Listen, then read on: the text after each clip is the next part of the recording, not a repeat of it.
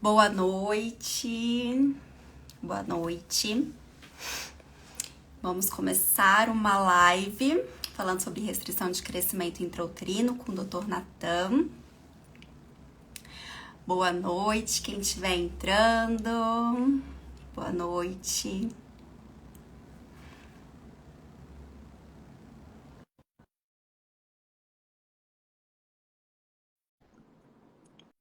Bom, aceitei aqui, doutor. Vamos ver se deu certo.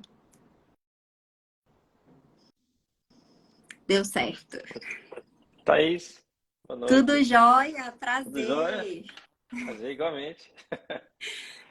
A gente Tudo só se vê aqui bom? no Instagram, né? Pois é. É Conhece o só rede perfil social. do E a gente outro. mora na mesma cidade. Pense, talvez se esbarrou em algum shopping alguma vez aí. Que Brasília, eu vou te falar, viu? Tá faltando Pois é, shopping, né? Brasília, a gente Esse fim de sempre semana, conhece alguém que conhece alguém, né? pequeno, pequeno, impressionante. Mas é Pois muito é. grande. Ai, Fala de um tema prazer. muito importante hoje, né? Sim, com certeza. E essa live, eu acho que é até bom falar pro pessoal, né, que tá assistindo. Essa live surgiu muito a gente, porque eu fui tirar uma dúvida com você no direct sobre esse tema. E aí surgiu a ideia de fazer essa live. Então, eu acho assim que é um tema muito importante para toda gravidinha, né? Precisa realmente entender o que está acontecendo. É bom elas terem esse conhecimento também, né? E assim, impressionante, né? Que eu converso com muitos colegas e a gente tem de certa forma, unânime em pensar que está acontecendo muito, né? Está acontecendo muito. Então, assim, será que é alguma coincidência do nosso tempo atual? Não é difícil agora apontar assim, exatamente um único fator, mas eu acho que tem muitas coisas que a gente até vai conversar na live aqui que eu acho que pode ser uma explicação, né, de por que está acontecendo tanto assim, tanto. Impressionante, né? E sei assim, eu vou no meu consultório, tem muitos casos de restrição e eu penso, será que, né, que está acontecendo? Não sei se um pouco do viés, né, por ter o Instagram, a gente já consegue Uhum, apontar um pouquinho nossos pensamentos e conduções e tem um público que já procura uma linha nesse sentido, né? sim. Talvez um público que tivesse mais risco também, mais idade, com certeza. Então, acho que isso seleciona um pouco. Mas a percepção é geral, né? A percepção é geral Sim, de que está aumentando muito os casos, né? Você tem sim. essa percepção também? Como é que você está? Sim, tem bastante também paciente que chega com restrição. E o que eu percebo muitas vezes, assim, aí tem algumas assim que chegam na dúvida: será que a nutrição vai ajudar mesmo? Será que vai Ah, sim. fazer diferença? Então, tem pacientes também que chegam assim com essa dúvida, e aí quando a gente muda a dieta, enfim, que a gente também vai falar, e aí tem um retorno bom no percentil, aí elas acreditam, elas, realmente faz diferença. Faz diferença. Então, eu percebo que acontece isso também. Claro, tem as pacientes que chegam já sabendo ali que realmente a alimentação vai fazer diferença, mas tem algumas que chegam muito na dúvida. E eu vejo até isso, assim, às vezes, até por conta que eu acho que aí falta, às vezes, essa questão multidisciplinar.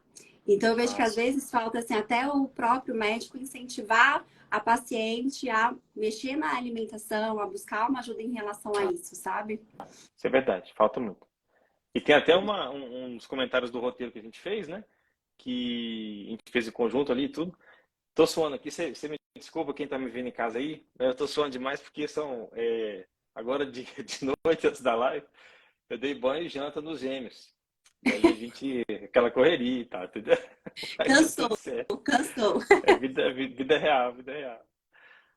Mas é uma avença muito grande. Então, aí assim, o que eu tava dizendo, né? Tem até uma parte da live que eu vou comentar um pouquinho sobre, ó, o Ed tá aí, o Ed tá sempre participando.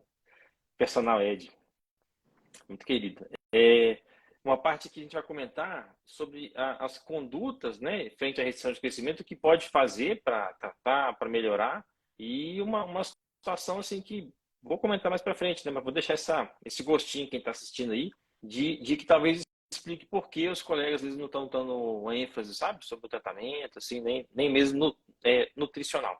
Mas é uma situação Uhum, muito legal. sim. Muito bem, vamos começar. Sim, vamos. Pensou em Então, alguma coisa da gente se apresentar ou como é que... eu acho que pode, né? Legal, né? Às Bom, vezes tem muita gente que me acompanha, mas não te conhece e pode vice-versa. começar se apresentando, doutor. Tá bom. Mas muito resumidamente, né? Porque eu acho que o tema é muito rico, para a gente não perder muito tempo. Eu sou o Dr. Nathan Milward, né? Sou ginecologista obstetra, sou casado, pai de 4 filhos, né? Então, e muito feliz com o que eu faço. Me encontrei na profissão, cada dia mais, isso é uma verdade para mim. E sou muito contente, assim, muito realizado, especialmente de ter tido uma passagem muito grande como exemplo profissional ali de humanização, né? Com o Dr. Petros, com os nossos primeiros dois partos, né? E da minha esposa, e com a doutora Bruna Pitaluga, né, que nos ajudou muito em relação ao crescimento profissional na área da medicina funcional. E como essa medicina funcional pode ser aplicada à obstetrícia, buscando evidências cada vez mais atuais, né? Então é isso, apaixonado pela fisiologia, eu acho que é muito importante, gosto de explicar, meus pacientes, em geral, assim, tentam tirar bastante dúvida, né? Eu sempre pergunto, tem alguma listinha de pergunta e tal, e mais ou menos assim a gente trabalha. Exatamente, legal. Bom, eu sou Thaís, nutricionista, sou nutricionista especialista tanto em fertilidade e gestação. Entrei nessa área muito assim porque eu engravidei, então eu saí da universidade grávida, e aí eu falei assim, meu Deus, o que que eu vou fazer da nutrição? E E agora? aí me apaixonei. E agora? Para qual área que É, eu vou? E aí eu acabei estudando também mais para mim legal. e me apaixonei. Então, assim, é uma área que eu já tô, né, desde que eu me formei, especificamente só nessa área também, assim, atendendo gestantes e tentantes. E Tentantes, né? sou Muito legal. apaixonada. Sou apaixonada aí Parabéns. por essa área. Isso nos impulsiona, né? A gente se sentir realizado, né? É Sim, uma com frase certeza. acho que ou do Augusto Cury, ou de um outro, assim, mentor que eu gosto de seguir, que fala que a gente tem que se assalariar, né, também pelo prazer do trabalho. Acho que isso é muito importante. Não é só o valor X ou etc, né? Senão você vai ficando cada vez mais infeliz ou um escravo daquele trabalho. Sim, Parabéns. sim, com certeza. É isso mesmo. Sentir amor, né, pelo que a gente faz também. Nossa, é Importante. muito gratificante. Sim. Vamos Ótimo. começar, né? Doutor, vamos começar, então. Me conta, que foi até uma dúvida que eu tirei com você lá no direct, né? Legal. Em relação ao que é a restrição de crescimento intrauterino, né? Comentar um pouquinho aí sobre isso para a gente entender, porque foi algo até que eu te perguntei isso também. A restrição de crescimento intrauterino é só quando está com percentil abaixo de 10, é quando começa a cair. Então, para a gente entender isso, eu acho que quando que geralmente pode acontecer também essa restrição de crescimento intrauterino, tem uma fase ali da gestação, né, que a gente consegue ver isso melhor, como é que funciona. Muito legal. Tudo bem, então, primeiro a gente pensa em nomenclaturas, né? Os tipos de nomes, a gente fala de crescimento intrauterino restrito ou restrição de crescimento intrauterino, as siglas seriam CIUR ou RCIU em português, em inglês seria Fetal Growth Restriction, né? Que é o FGR. Para quem quiser pesquisar, tem essas nomenclaturas. Existe uma definição da Escola de Medicina Fetal de Barcelona, considerada uma das melhores do mundo, né? Talvez eu acho que é a melhor do mundo, mas uma definição de que a restrição de crescimento é o percentil abaixo de 3, aí é indiscutível, ou abaixo de 10 com o Doppler alterado, então a gente tem que e o Doppler também, então abaixo de 10 só não é restrição, e a gente tem uma queda de percentil, ou seja, uma redução da velocidade de crescimento, uma queda de percentil de 2 quartis, eles colocam então mais ou menos 50 pontos. Observe que eu disse que essa definição de 2014, 18 teve uma atualização, mas a definição continua. Então vamos lá. Então, o que a gente observa primeiro, né? Que a gente pode questionar algumas coisas, porque tem ainda, desde 2014 para cá, tem bastante tempo, 18 para cá também tem bastante tempo, tem pelo menos 5 anos, a medicina muda em 5 anos, né? Também a biologia, né? As nossas evidências científicas todas, né? Então, assim, muitas vezes a gente questiona uma paciente que vinha com percentil em torno de 50, que é a média, né? E aí caiu para 15. E eu posso olhar para esse fenômeno de duas formas. Eu posso falar assim, não, mas 15 é mais que 10. Tá Maravilha. na média. Oh, parabéns, né? É uma maneira de ver as coisas. Mas 15 também está perto de 10. Era 50. O que está acontecendo? Isso é uma tendência. Eu posso confiar nos exames. Então, isso é todo um olhar que eu falo assim, que é preventivo, sabe? E quando eu imagino a cena assim, da gente como obstetra, né? Às vezes assistir um fenômeno acontecer e ficar de braços cruzados. Eu acho isso muito tenso, assim, porque porque você não Esperar fez uma pelo prevenção. problema, né? Esperar acontecer. Aí esse 15, 2 semanas depois, vira 5. E Uhum. o Doppler altera. Você fala, nossa, olha, agora realmente temos uma restrição. E, nossa, infelizmente, o que aconteceu, né? E agora? Então, assim, a condução dali para frente é mais ou menos uniforme o que fazia ali, né? Mas a prevenção não, né? Eu acho que a prevenção é o grande ponto, assim, né? Uhum. E para a gente pensar em restrição, né? Muitos pacientes estão nos assistindo. Hoje em dia tem muito uma busca, assim, para os pacientes entenderem o que está acontecendo. Eu acho isso muito válido, né? Que ele não é aquele Uhum. paciente só que é paciente mesmo, ele está ali com um polo passivo total. Não, não é assim hoje mais, né? Assim, já tem um tempo que não é assim. Ela quer entender, ela quer perguntar o que é um percentil, né? E eu acho Uhum. legal explicar, assim, né? Para a gente poder ter uma noção, né? Sim, sim.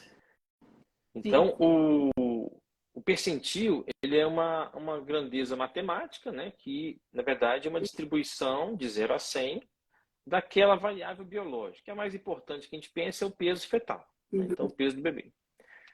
O abdômen é muito importante também, né? Mas eu vou falar do peso que fica mais fácil, a gente não entrar em tanto detalhe e conseguir uma live fluir Sim. bem, né? Esses dias até uma paciente me perguntou assim, Thais, o que que é esse tanto de percentil que vocês falam? O que que é Percentil do isso, né? neném, o que que é isso? É. Onde moram, onde se escondem os percentis, né? O que comem, igual o Globo Repórter, né?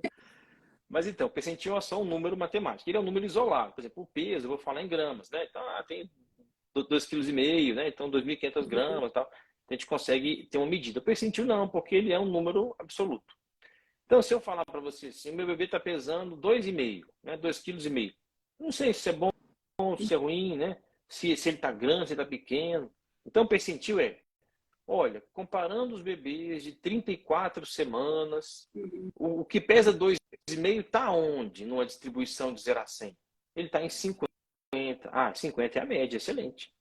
Então, as grandezas em torno da média, a gente fica muito, muito tranquilo, né?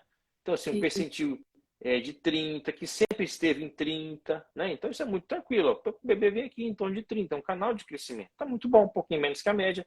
Às vezes os pais não são tão altos também, então a gente fica ali relativamente tranquilo, né? Aí o bebê que vem em torno de 70, tá? Os pais são altos, o paciente tem diabetes, tá se controlando direitinho, né? E aí a gente Uhum. vai nessa média, aquele perto do topo ali, em torno de 50, está muito bom. E muito perto de 10 ou muito perto de 90, está muito perto dos extremos, a gente começa a pensar em tendências, e o que está acontecendo, o paciente está comendo muito, não, tem diabetes, né? Uhum. E etc. Então a gente começa a pensar mais proativamente sobre isso. Então, isso Uhum. na restrição de crescimento tem esses critérios diagnósticos bem estabelecidos, mas nós já podemos atuar de maneira preventiva também, né? Uhum. Sim. Essa Isso é definição. importante, ir acompanhando mesmo. Acompanhar sempre o histórico, né, O da histórico, gestante.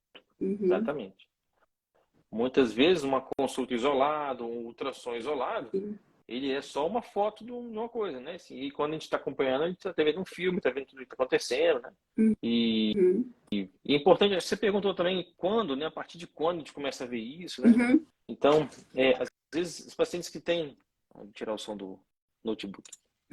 Alguns pacientes que têm... vida real, né, gente? Algumas pacientes que têm, por exemplo, as clínicas, né, colocam ultrassom e lá no fim do ultrassom colocam uns gráficos, né, para acompanhar. Então, quando você vê o Sim. gráfico de peso fetal estimado, ele começa com as 3 curvas, né? Uhum. Assim, a curva de quem é muito grande, a curva de bebezinho que é na média e bebezinho Uhum. muito pequenininho, as 3 curvas muito próximas, praticamente únicas, uma linha só. Uhum. E essas curvas começam a se distanciar, ou seja, né? O percentil começa a ficar confiável a partir ali de 16 semanas começa a diferenciar. Mais 24 semanas a gente começa a confiar mais no percentil. Tanto Uhum. que a calculadora de medicina fetal de Barcelona, que é um site, todo mundo pode acessar, coloca lá a semana e o peso, é muito fácil. A gente pode Uhum. até depois colocar depois fazer um story sobre isso, um reels, né? Como que é essa calculadora, porque você pode colocar a semana do bebê, o peso, e Uhum. muito legal, é a única calculadora que diferencia meninos e meninas. Então você coloca Uhum. o sexo também do bebê, a gente consegue ter uma noção, né? Se aquele Uhum. crescimento, qual percentil que está. Então, essa Sim. calculadora só tem dados, né, e validade a partir de 24 semanas. Então, eu acho que seria a partir desse ponto assim que a gente vai começar a dar mais valor Ficar nessa questão de mais de olho percentil, né? ali, né? Exatamente. Uhum. E então é o terceiro trimestre, né? Que eu brinco no consultório assim, olha, beleza, se preparou super bem e tal, teve um jogo, teve a fase assim, muito boa da gravidez, viajou, tirou foto, fez, né? Um monte de coisa e Aham. tal, um enxoval, parabéns, né? E, Agora é a hora e da agora é o seguinte, verdade. agora é hora do play agora. Vamos no terceiro trimestre, hora do play, vamos pra cá, senta aqui, vamos conversar, e assim vai. Legal, né? Sim, é isso Tudo mesmo. bem. Eu ia falar de fatores de risco para restrição, ia falar assim, Uhum. fatores nutricionais. Ainda coloquei só que essa parte aqui a Thaís, essa aqui é com ela. Entendeu? A gente pensa em alguns fatores de risco também, porque as pessoas perguntam, doutor, se tem mais risco, né? Quando é que eu consigo identificar essa questão ou não, né? Uhum. Sim. Você até tinha colocado, né, os fatores da questão fetal, placenta, materno também, né, que Isso é são, legal pra gente. são É alguns uma divisão pontos, didática, né? Pra gente explicar. sim, são alguns pontos legais. E aí, assim, se a gente pensar na nutrição, eu acho assim que eu vou falar dos fatores de risco, mas eu acho que eu vou acabar falando também da minha conduta, né, do que eu faço. Eu acho que eu acho que a live a gente tem que conversar tranquilo e a Tá, porque eu gente, vou acabar porque entrando em tudo, eu acho. mais maravilha. Acho que tá certíssimo.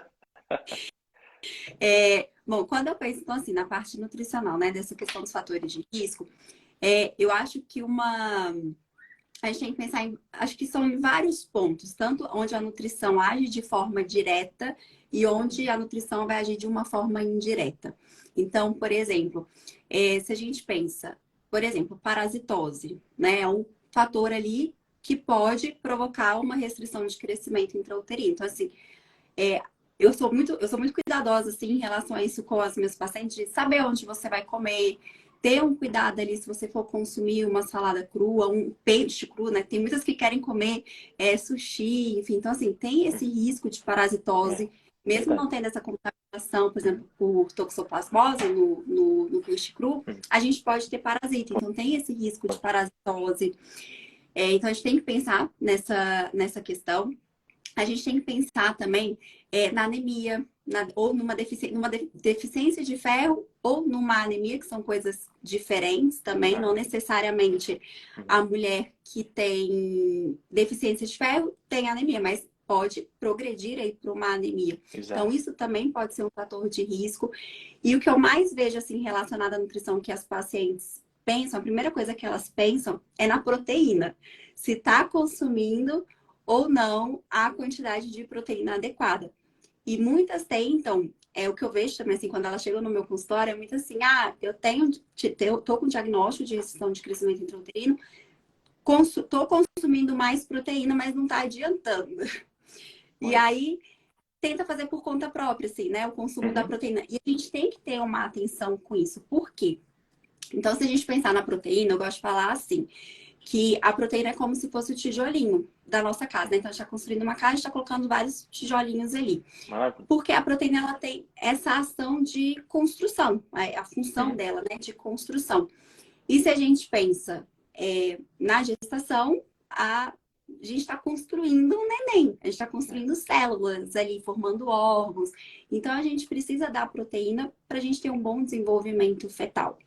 Então, a gente tem que pensar na deficiência de proteína, e que é muito difícil, eu vejo isso na prática. A maioria das mulheres, a gente acha que a gente consome a quantidade de proteína que a gente precisa, e às vezes a gente não consome. Assim, na maioria é. das vezes, a gente não consome o mínimo Maior que a gente. parte. E a gente sempre acha que a gente está consumindo o suficiente já, mas às vezes nem atinge o mínimo que a gente precisa. Então, eu vejo muito isso. Tem a deficiência da proteína ali na dieta, e não está atingindo o mínimo que precisa, então a gente precisa ter o mínimo, pelo menos, porque se a gente tem essa restrição de proteína, a gente pode prejudicar e ser um fator aí para restrição de crescimento intrauterino, né? E só Com que aí eu vejo certeza. também, às vezes, o excesso. E aí o excesso a gente tem que pensar que traz consequências também. Quando a gente tem esse excesso de consumo proteico. Então, por exemplo, quando a gente tem um excesso, a gente pode aumentar o processo inflamatório no nosso organismo, lá no nosso Uhum. intestino. Intestino. É um das maiores causas de desbiose também, né? Com Isso, consumir excesso de proteína, né? exatamente. E aí, por exemplo, então se a gente for pensar, um dos fatores ali, é só a proteína? Não, porque se eu começo a consumir demais, eu posso também então provocar uma desbiose. Aí essa desbiose, se eu tenho uma desbiose, ou seja, né, esse intestino não está saudável, porque eu falo assim, as pacientes acham que intestino funcionar bem é só ir ao banheiro todos os dias. Já É só está fazer todos os resolvido. dias e pronto, tá ótimo. Né? Elas acham que é isso, mas o Não, intestino tem muito mais função muito mais, do né? que É, isso. muito E aí mais. a questão da desbiose, por exemplo, se a gente tem essa desbiose, a gente não vai absorver tão bem os nutrientes. E aí, por exemplo, a gente não vai ter uma boa absorção de ferro. E aí entra na questão que o ferro, essa deficiência de ferro, essa anemia, pode provocar uma restrição de crescimento intrauterino. Então, assim, várias coisas estão relacionadas. Eu preciso cuidar da minha alimentação para eu cuidar lá do meu intestino. E, por exemplo, até pensando na absorção. Para eu ter uma boa absorção, eu preciso ter uma boa digestão. Para eu ter uma boa digestão, a gente precisa mastigar bem. Hoje em dia as pessoas comem rápido, as pessoas não prestam atenção direito no que estão comendo, não mastigam, né? Não usam os dentes. Os dentes foram feitos para triturar o alimento. E Não, a gente não estão lá à toa, não, né? não estão à toa. Tem vezes que eu pergunto para as minhas pacientes assim, eu sempre geralmente pergunto isso, né? De quanto tempo você leva para fazer a refeição? Você come devagar, você come rápido, você mastiga bem os alimentos? E tem vezes que elas falam assim, em 5 minutos eu já almocei. Então você não mastigou. Você Nossa, simplesmente engoliu a comida. Então, é esse um é um ponto. aspirador de comida, né? É, Aspirador de 5 minutos. exato. Então, assim, isso é um ponto também pra gente pensar que não é só a proteína, porque acho que a maioria sempre pensa isso, né? É só aumentar a proteína e pronto. Mas a gente precisa pensar em todo esse funcionamento do organismo como um todo. E eu gosto muito eu acho que até o senhor comentou no início essa parte mais integrativa, né? Eu acho que isso é muito importante a gente sempre olhar para o paciente como um todo. Então, se a gente olha ali, a gente vai olhar a alimentação, a gente vai, então, pensando na alimentação, né? Eu preciso ali da proteína, eu preciso dessa quantidade adequada de proteína, eu preciso avaliar como é que estão os nutrientes, então, por exame de sangue, por sinais e sintomas, às vezes o exame de sangue está ótimo, mas a paciente tá, enfim, com todos os sintomas que mostram uma deficiência nutricional. Então, a gente Com precisa certeza. avaliar, né? Isso também. Então, por exemplo, o ferro, o zinco, vitamina A é interessante para a gente pensar quando a gente fala de restrição de crescimento intrauterino. E um outro ponto também, agora que eu também falando dessa questão da proteína, uma coisa também que eu vejo. Aí elas pensam assim, então eu vou consumir muita proteína. Perfeito, tem que comer mais proteína mesmo. Quando a gente pensa em restrição de crescimento intrauterino, a gente precisa pensar, avaliar como é que está o nosso consumo de proteína. Só que aí muitas vezes eu vejo consumir muita proteína e reduzir os outros macros. Reduzir muito carboidrato, por exemplo. Muito, é. E aí isso Faz pode praticamente um low impactar. carb, né? Sim, sim. E aí isso vai impactar também no crescimento do neném, né? A gente precisa ali da insulina. Então, eu vejo, às vezes, isso, que realmente que elas ficam perdidas, né? Eu preciso aumentar a proteína porque é o que falam, que eu sei e tudo mais.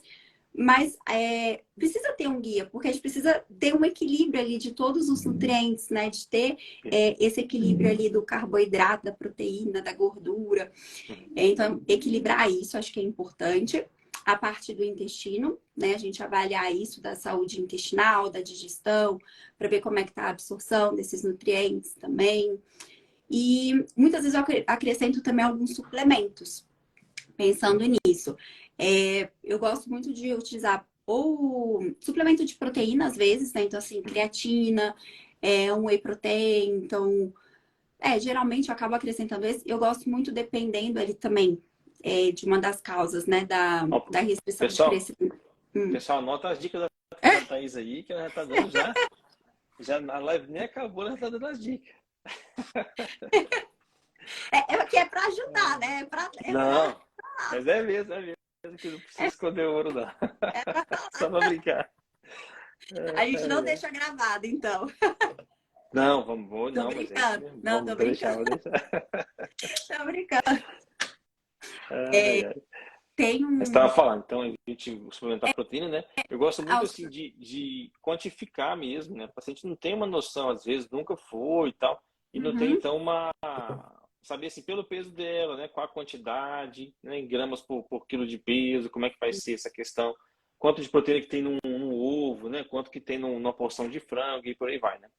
Sim, sim. Então, muitas Por dicas exemplo, excelentes.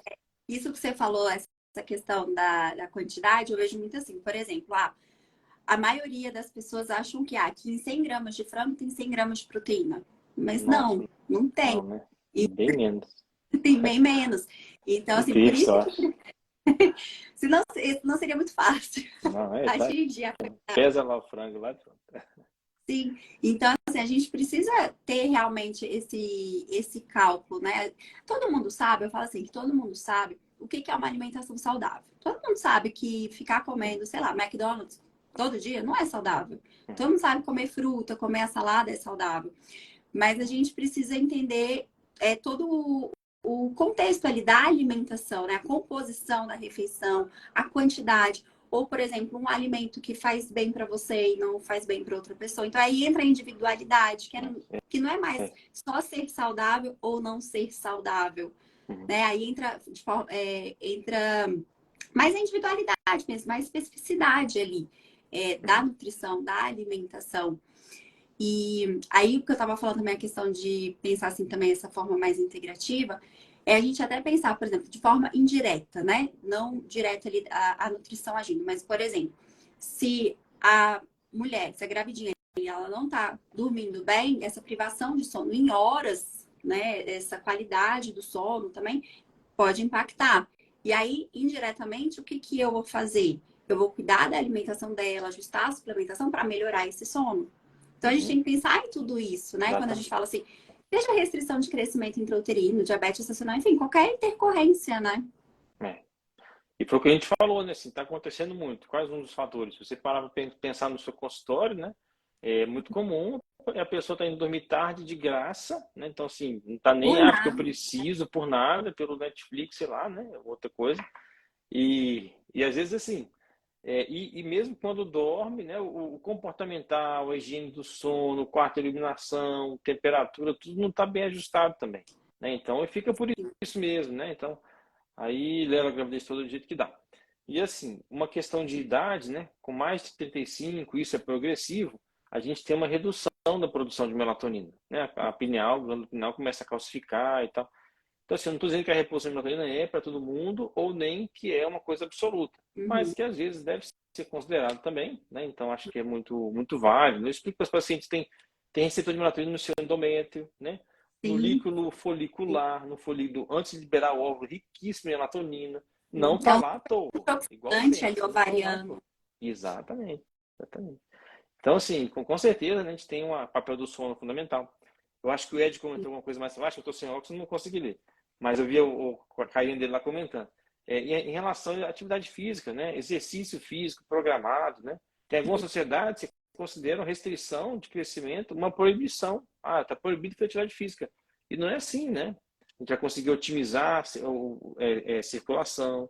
Tem uma das melhorar perguntas, o sanguíneo, né? fluxo sanguíneo.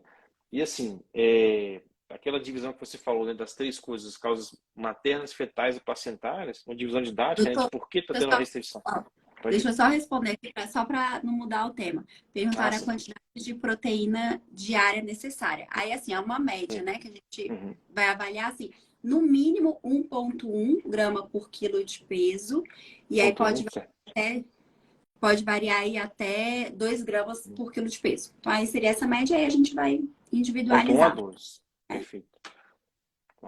Mas aí Thaís você quer falar dá a dica toda ali, né? Que legal. Eu ia falar o seguinte, as causas, né, que a gente pensa. Então, quando a gente pensa na restrição, didaticamente, até para a gente explicar e tudo, pensa nas causas maternas, então isso envolve completamente a nutrição, intestino, emocionais, sedentarismo, idade, né?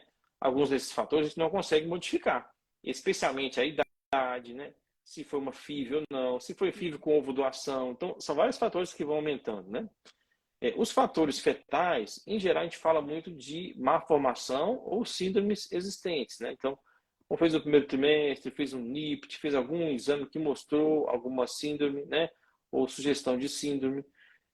Malformações fetais podem também relacionadas à restrição de crescimento, bebê que cresceu menos.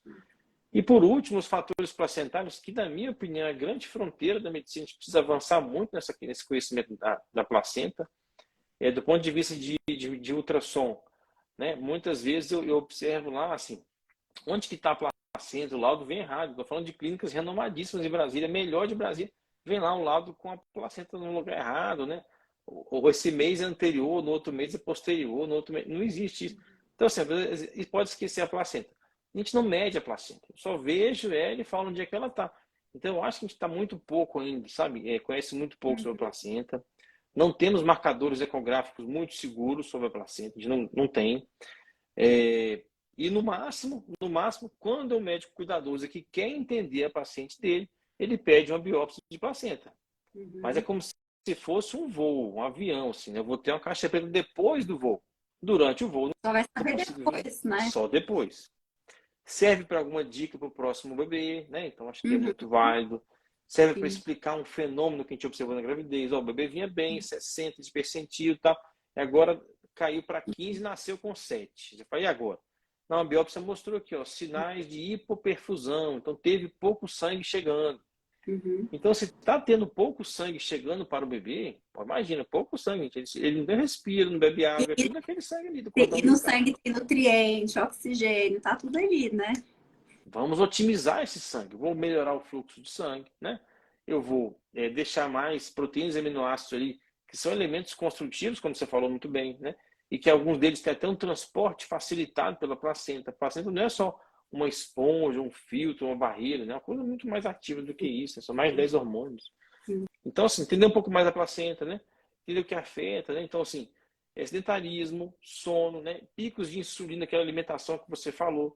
Mesmo o paciente que come fruta, assim, é muito comum, doutor. Da de tarde eu como, assim, 3 maçãs, zero proteína, né? Ou muito pouca proteína. Hoje, Então, assim, hoje eu isso vai atendi uma fazer, né? paciente que ela comia 7 bananas no dia. Aí, de vez em quando, ela pegava 2 bananas, assim, comia. Essa eu vou levar 7. Eu Aí eu tô falei, super saudável. por que 7 bananas? Onde você coloca Número isso no seu... mágico, né? Número cabalístico. Muito bem. É muito legal, né? A gente constrói é muito rico, né? A gente tem muita experiência, né? Muito legal. Sim, sim. Sobre E, tratamento que eu ia falar, sim, sim, pode só uma dizer. coisa, essa questão do fluxo que você falou também, eu lembrei aqui até da parte de nutrição, que quando a gente tem essa deficiência, né, esse fluxo inadequado, então vai estar chegando menos nutriente, enfim, para o neném, um dos nutrientes, o ferro, né, o próprio ferro, e que está Nossa, relacionado à parte do neurodesenvolvimento. Então, além totalmente. de ter a questão da restrição de crescimento intrauterino, está influenciando o desenvolvimento cerebral do feto. Então, assim, um outro ponto que a gente tem que estar sempre pensando também, né, o cuidado mesmo com todos os órgãos ali que estão se desenvolvendo. E já que você deu dicas assim tão abertas, né? Vou dar uma dica do ferro agora também. A gente tem tido uma experiência de consultório muito boa, né? Desde 2018 que foi aprovado, né? Assim, estudado sobre isso, a epicidina, que regula a absorção de com uma dica de fazer o ferro oral dia sim, dia não. A gente faz a dose um pouquinho maior, né? Dia sim, dia não. Claro que havia administração, né? Cada um vai escolher de acordo com a sua expertise, né? Então tem o ferro lipossomal, o ferro bisglicinato, pode colocar uma cápsula gastro-resistente, etc, né? Então, mas assim, fazendo dia sim, dia não, a gente tem melhorado bastante.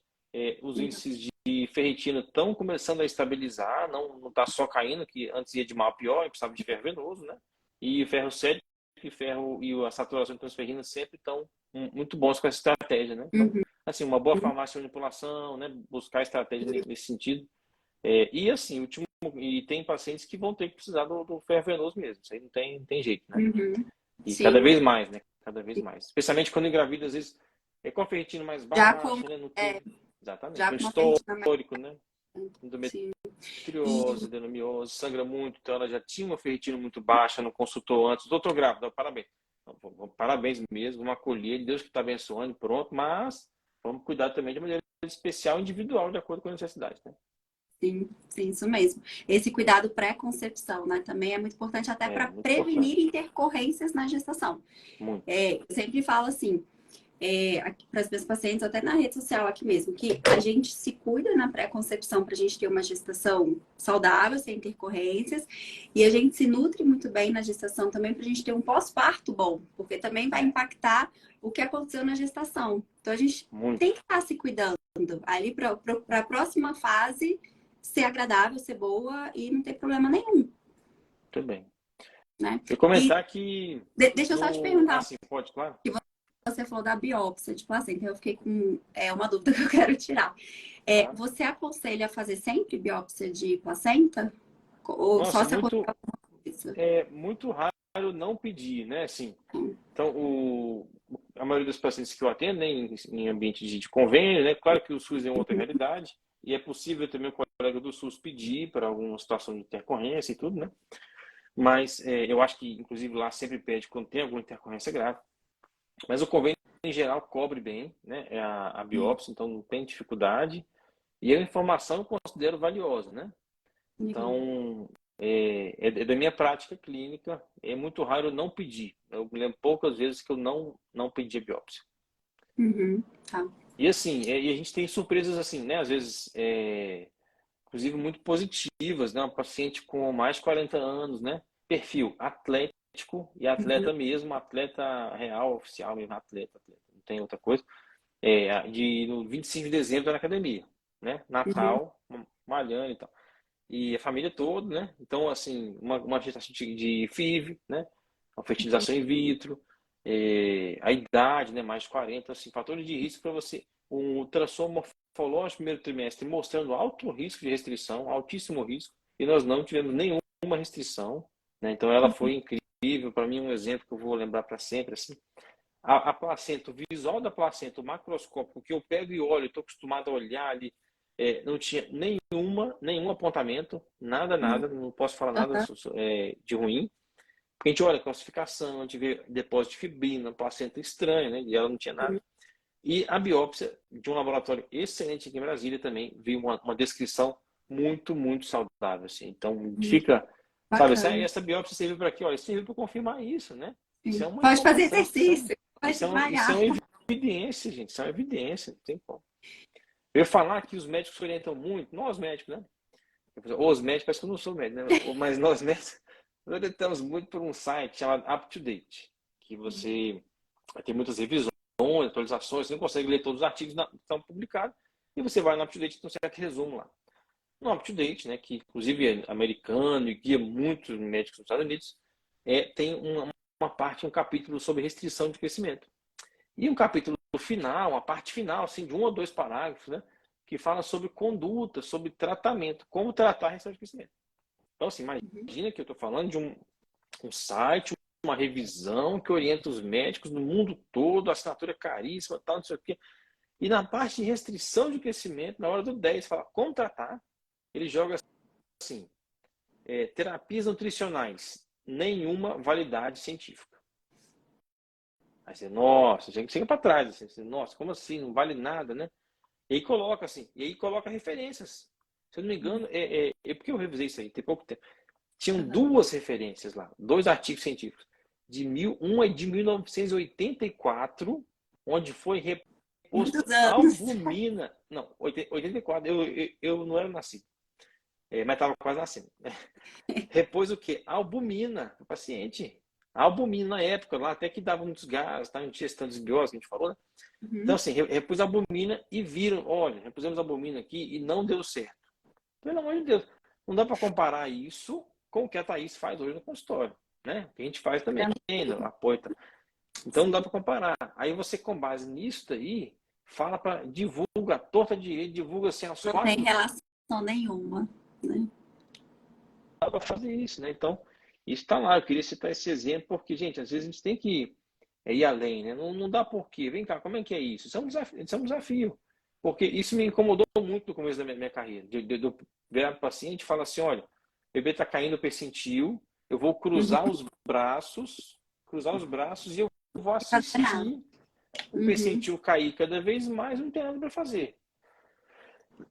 Infelizmente, assim acontece. Já o percentil vai de mal a pior, vai caindo cada vez mais, né? Tem gente fazer ficar desesperado, fazer um corticoide injetável, piora a placenta, tira o Uhum. bebê antes de cesárea. Então, assim, um monte de conduta que a gente, né, atualmente, graças a Deus, e vários conhecimentos, e pessoas que nos ajudam também, e profissionais, né, a gente tem tido uma história muito diferente, né, muito boa. Eu A acho gente, que a as gente pessoas, abordou tudo, né? eu acho que os profissionais, assim, tanto nutricionista, médico, enfim, A gente está buscando mais conhecimento, a gente não está ficando, acho que de um tempo para cá as pessoas não estão ficando acomodadas, né, digamos assim, estão buscando realmente mais informação e cada vez mais eu acho que tem dessa visão do todo, de que a gente está tratando uma pessoa, mas aquela pessoa, né, assim, você como obstetra, você não vai pensar só no parto, você vai olhar o paciente como um todo. Eu como nutricionista, eu não vou só pegar um papel e passar a dieta para ela, vou olhar ela como um todo também. Então, eu acho que é muito isso, né, essa visão mais integrativa mesmo que a gente tá começando a ter mais nos atendimentos. É verdade. Eu separei algumas perguntas aqui que vem na minha caixinha. Não sei se você quer contribuir com alguma pergunta. Vou colocar aqui. Então, alguém me perguntou sobre se há alguma chance, né, alguma pista de se vai ter restrição no primeiro trimestre, né? Então, a gente responde que no primeiro trimestre não tem uma ainda percentil, a gente não vai falar de percentil, né? Mas existe, então, uma Doppler da artéria uterina e todo um algoritmo. Então, assim, fazer um morfológico bem feito, especialmente com o protocolo da medicina fetal de Barcelona, né? Da Fetal Medicine Foundation, né? Onde ele vai jogar no final um algoritmo, um número. Fala assim, olha, sua chance de restrição é 1 a cada 50 gravidezes. Então, 1 para 50 é o número que a gente considera alto. Eu falo, olha, você tem um risco aumentado. A conduta sugerida é entrar com aspirina, né? Então, usar o famoso AAS. A dose não é consenso. Eu tenho preferido a dose de 150 miligramas. E a gente sabe que a aspirina vai postergar, vai adiar um pouquinho a piora da placenta.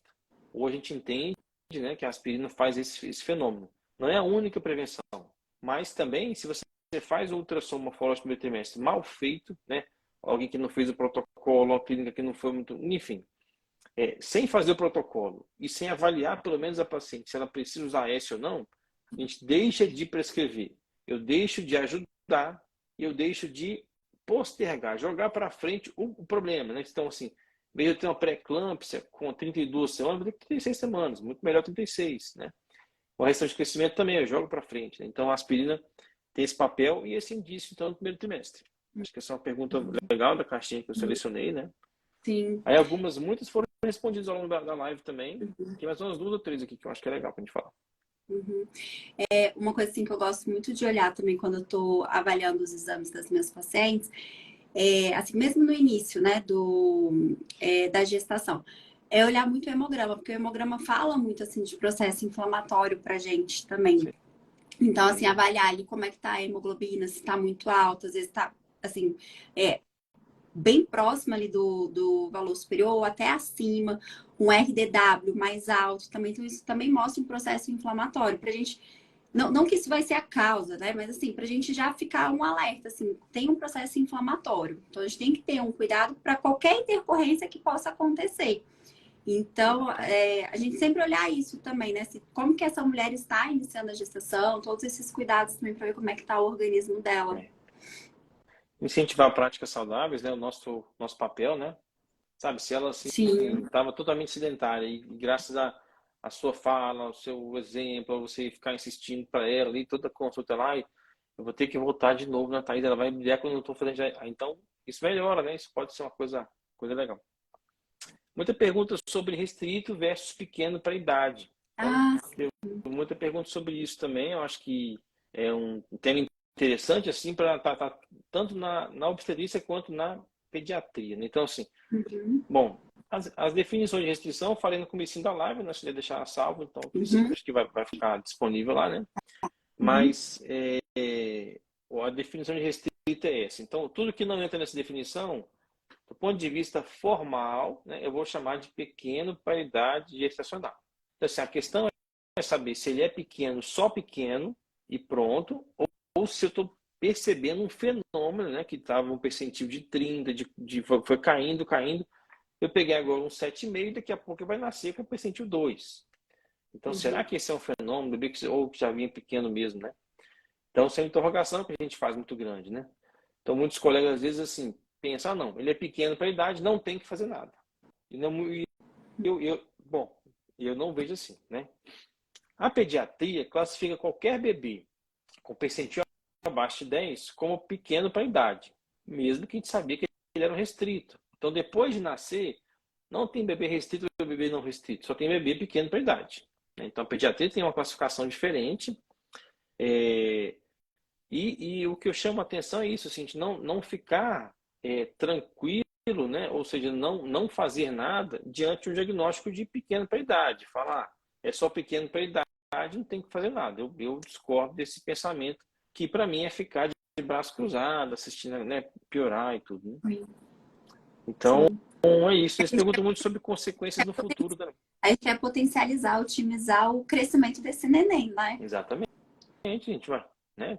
Que nasça pelo menos com mais de 2,5 kg, para não ser baixo peso, né? Ter melhor prognóstico de futuro. Perguntaram também sobre o futuro, né? A gente sabe que o bebê que é pequeno para a idade, né? Aí sim, pela pediatria já, pequeno para a idade, nasceu pequeno para a idade, né? A gente sabe que tem mais chance de distúrbios metabólicos na vida adulta. Então, a gente está falando de diabetes, obesidade, né? E também de hipertensão. Então, as duas coisas estão bem relacionadas. Isso, então, seria uma certa programação genética, né? Que o bebê sofreu programação metabólica durante a vida intraútero e nasceu pequeno com essa tendência. Mas tem muitos trabalhos hoje de epigenética que é de você influenciar essa programação. A programação ruim, e você nos primeiros 4, 5 anos de vida influencia de maneira positiva para isso não acontecer. E realmente reduz as suas chances de futuro, né? O bebê que teve... As crianças cresceram num peso bom, a mãe cuidou, não deixou, né? Então, acho bem legal, assim. Porque quando a gente fala aí de restrição de crescimento, eu acho que algumas mães também têm a ideia de que o neném nasce pequenininho e acha que vai ficar, né, assim, tem que, por exemplo, que eu vejo assim, o neném nasceu pequenininho, então, tem que ganhar peso, tem que ganhar muito peso, tem que ganhar muito peso. Só que assim, na gestação ele teve essa restrição. Colocar muita forma. Então, assim, na gestação teve essa restrição. Na verdade, faltou ali nutriente, né? Enfim.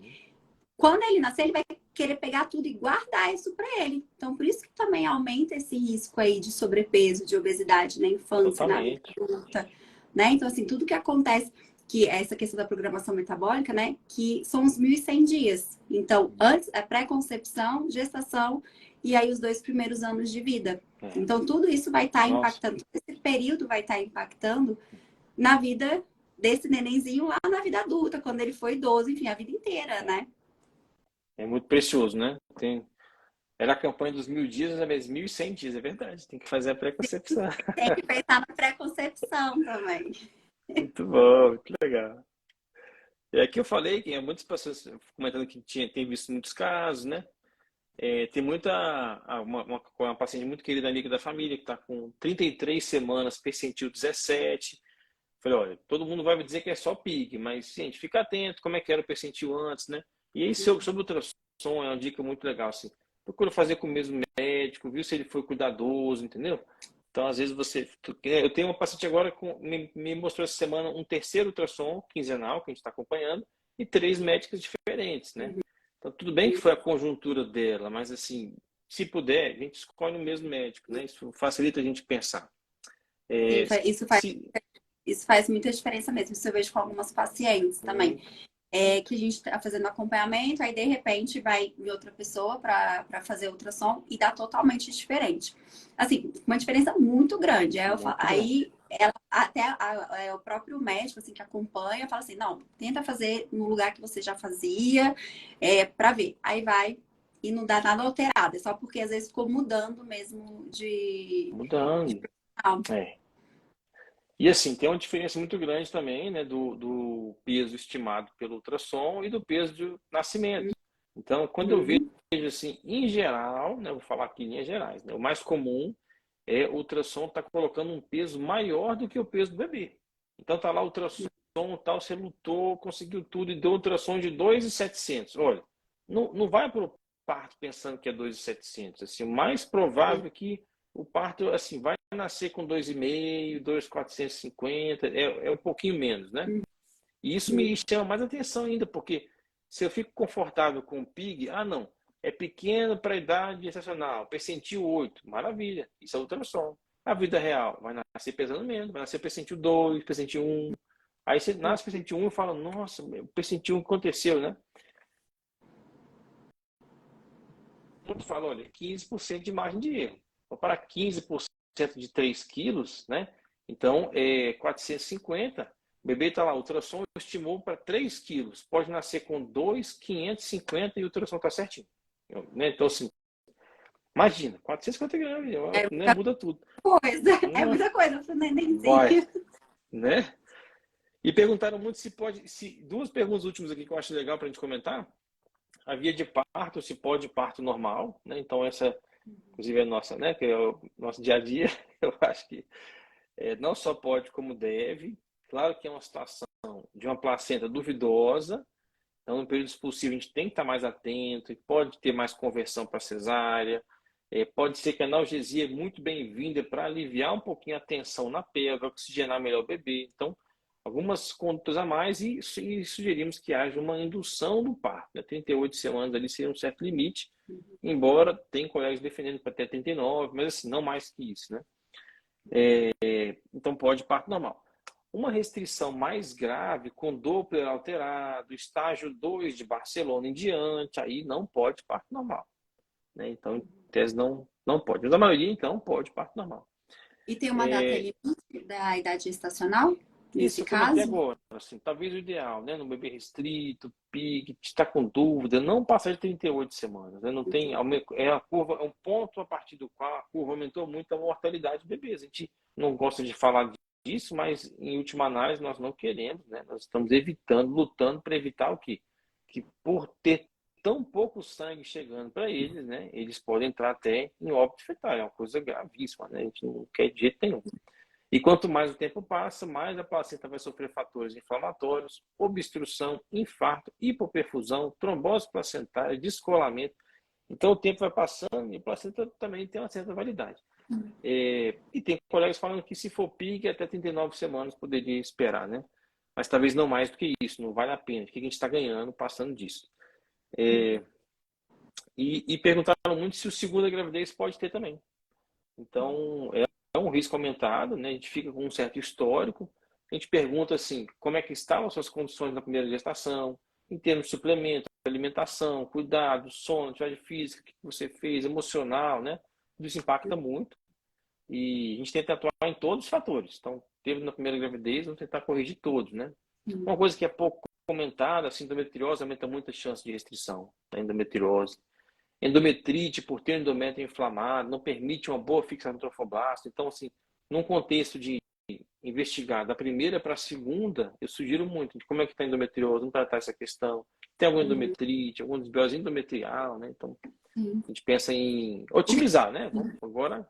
Pensar nessa placentação, né? Nesse início aí, Exatamente. precisa ter esse cuidado. Dos 100 dias lá, que é o 1.100. Exatamente. É Pô, isso foi legal, a mesmo. gente falou de muito tema, acho que a caixinha lá, eu anotei bastante coisa aqui, foi muito E legal, as pessoas participaram bem, né? né? Foi Respondendo, né? respondida, tá? Respondendo, foi Perguntas, show as de bola. dúvidas. Ai, foi ótimo. Foi muito bom esse tema. Foi muito bom. Não São sei se várias pergunta. pacientes aqui, então. Não sei das mensagens aqui, mas.